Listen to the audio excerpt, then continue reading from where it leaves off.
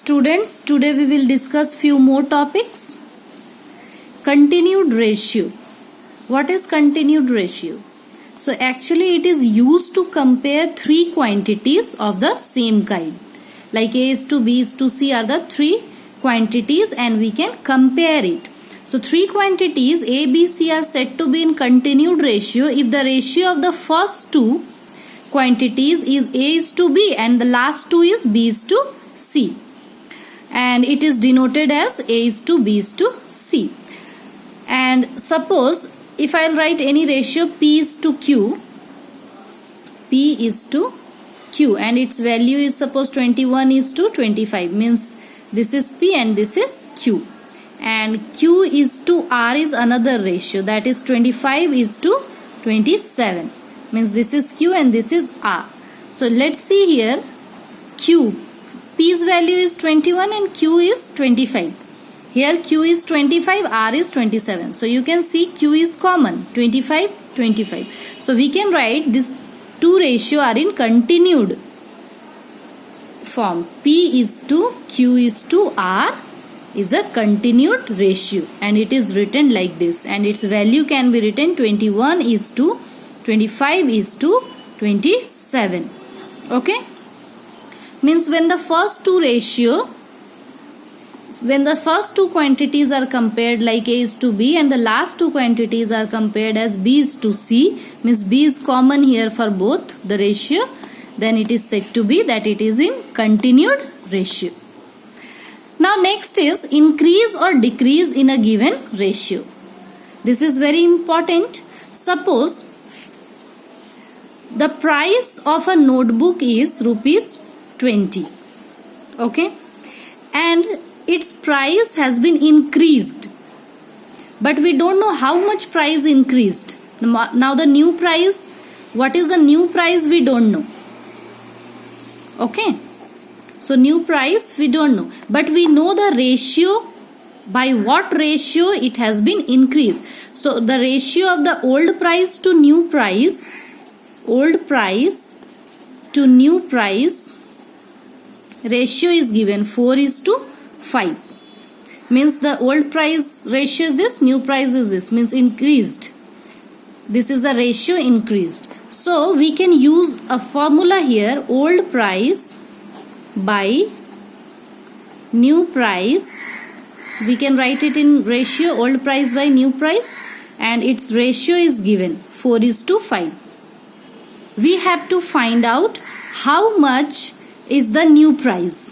What is the new price? So let's multiply it, cross multiply. 4 into new price and 5 into old price. Okay, so we can find out new price is equal to 5 by 4. This 4 can come here down. This is in multiply, so it will come here down, divide into old price. So if you have to find the new price, then we will multiply its ratio with the old price. 5 by 4 into old price. And what is the old price? Old price is 20, as I have told you. The notebook price was 20. So 4 5s are 20. So 25. 5 5s are 25. 25 rupees is the new price of the notebook. So if the ratio, increased ratio is given and old price is given, you can find out the new price by using this way. Or there is one formula, let's see. Means if whenever you will be given that ratio of original quantity to final quantity is A is to B. Okay, then final quantity you can find out by using this formula, B by A into original quantity. It is given in your book. Okay, so A is to B is the ratio original to final quantity, and if the original price will be given, you have to find the final price or the new price, you can say. Then we can use this formula, B by A into original quantity. Okay, like this. New price is B by A, 5 by 4 into old price, means original price. So this is the formula you can use to find out the new price of anything if the price is increased. Now, the ratio by which the original quantity is multiplied means this ratio. This ratio is called multiplying ratio or the factor. This is called multiplying ratio. And if you have to find out this multiplying ratio value, then what we will do?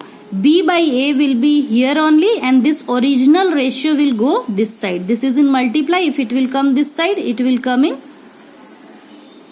divide. Final ratio will be as it is, divided by original ratio, means B by A. Its multiplying ratio will be equal to final quantity by original quantity. So whenever you have to find the multiplying ratio, then you can use this formula, final quantity by original quantity. Okay, let's see one question here. Question number, example number 6. Students, your examples are very important. You have to go through the example before doing the exercise questions. Okay, example number 6. You have to find the multiplying ratio which changes 96 kg to 69 kg. Means 96 kg to 69 kg changed ratio. Quantity has been changed, means this is the final quantity and this is the original, because this is changed to this. Okay, now you have to find the multiplying ratio here. So what will be the multiplying ratio? Multiplying ratio is equal to final quantity by original quantity. So what is the final quantity? This is the final quantity 69, because this is changed to this, and original quantity is 96. Now you can cancel out this by the table of 3. 3 2 is 6, 3 3 is 9, 3 3 is 9, 3 2 is 6. 23 by 32 is the multiplying ratio. So whenever you have to find the multiplying ratio, use this formula, final quantity by original quantity. Okay, and you can get it. Now the next topic is to divide a given quantity in a given ratio. Means we can divide any given quantity in the ratio in which we have to divide it. Suppose you have 500 rupees and you want to divide that much money among your two friends in the ratio 2:3. So this is the ratio in which you want to divide, and the money 500 rupees is the total quantity. And you can divide it as using this formula. Suppose first part will be x by x plus. What is this x and xy? So A is the quantity which is to be divided, and it is to be divided in the ratio x is to y, in this ratio. So what we will do, x by x plus y, means first quantity, first ratio divided by the total ratio into total quantity. A we have taken as total quantity. That is, suppose you have 500 rupees and you want to divide this into 2:3 ratio, then 2 plus 3 is x plus y, and 2 is the first and A is the 500 rupees total. Okay, and second part if you have to find out, then y, second ratio by the sum of the ratio into total quantity. Similarly, dividing into 3 parts. Suppose 3 ratios are given, any amount is given and you have to divide into 3 parts. X is to y is to z. Then what we will do, we will first of all take out the sum of the ratio x plus y plus z. Then first part will be x by x plus y plus z into total quantity. A is the total quantity. And second ratio y by x plus y plus z into total quantity. And the third ratio z by x plus y plus z into total quantity. So in this way, if the ratio is 2, then you can use this formula. If the ratio is 3, you can use this formula.